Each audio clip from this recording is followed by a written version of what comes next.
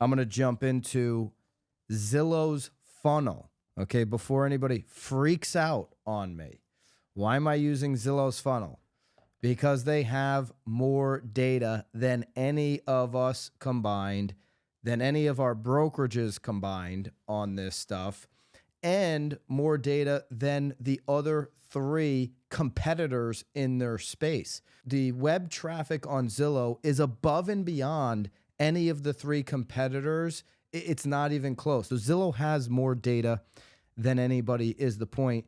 And so why would we reinvent the wheel when we have leads coming in and treat them any other way than what Zillow recommends on the funnel? This is the standard that they hold all those partners to. And this is how you should think about funneling your leads, whether they come from Facebook, Zillow, a ManyChat ad. It doesn't matter what type of ad you run, how you get those leads, you should be funneling them this way. So that's the funnel there. What's the timeline on the funnel? This is just as important, I'd say, as the funnel itself. After the new lead is status with new, within that first 24 hours, you got to be making the contact. Listen, I don't care what type of lead it is. Well, I just wanted to do ManyChat and I got 100 people to sign up for my ManyChat, but now I feel weird about reaching out. How about a simple email? Hey, thanks so much for the engagement on Instagram today. That was really cool to connect.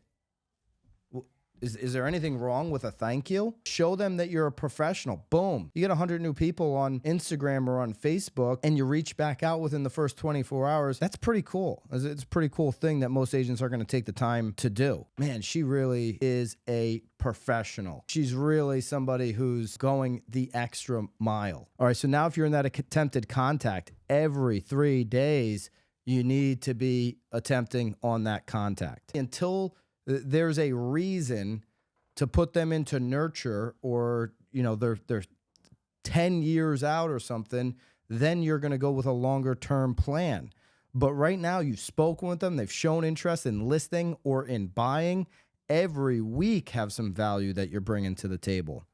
If the lead status is appointment set, you certainly want to be, maybe the appointment's set in 2 weeks. Don't wait 2 weeks. You got to be reaching out with something every single week here, and that's going to increase that show rate. Met with customer. Now I've met with them, but we don't have a buyer agreement in place. We don't have a listing agreement in place. We've met once. Every week I need to be, again, every 7 days, reaching out and making a connection with that person. If you're in showing homes, you're actively showing somebody homes, even though there's tight inventory, maybe they only get out every other weekend. Every week I'm sending homes. I'm communicating every single week. If you're submitting offers, same thing. Every 7 days, you should have an update in your CRM. If the listing agreement, this is something that agents now aren't really aware of because listings sell so quickly, but we're going to start getting into an environment. I see it happening right now in South Florida, for example, and there's probably parts for the country, where you're seeing it all over the country where inventory is ticking up. It's like, wow, man, that agent's had that listing now for 6 weeks. Well, there should be 6 conversations minimum with that seller in 6 weeks. You can fire me if we don't have a conversation in any given week. It's called my communication guarantee. Back in 2012, 13, 14, 15, this was gold to sellers because they were on the market for a long period of time and they just never, they weren't getting a lot of showings. And so their agent wasn't communicating with them because they were scared. They didn't know what to say. And when you put that communication guarantee in there, you were able to win the listing. When you're giving value, when you're giving information, it doesn't matter if they respond or not. You've done your job as a professional to give and to provide, and you continue to give and provide until they tell you stop. Or they, like Serhant said in that interview, they literally just die. That's like an old school thing, buy or die. He didn't go that far to say buy or die.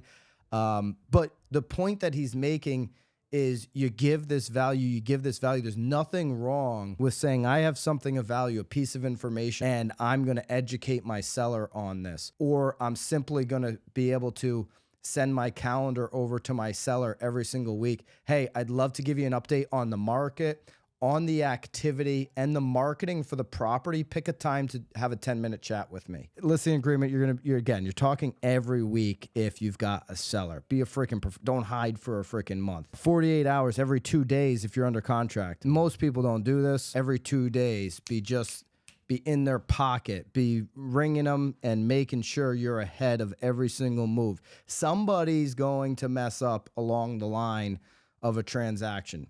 There's too many people involved. There's going to be a mistake. If you're always out in front, you're building trust the entire way, and you're going to increase your referrals that way too. Now, let's go into nurture here. This is the big one. This is where people, it's like, I haven't gotten anywhere with somebody. It's every 28 days. It's just once a month. This is going back to that. It's just so relevant. It's top of my mind, and I'm getting a bunch of feedback from it, that Serhant podcast. This is what he does with that email strategy that's in that podcast, okay? Where it's like, I've got all these people in my nurture, and so he's got all of these little notifications happening for him. He's done it with email folders. It could be done with a CRM.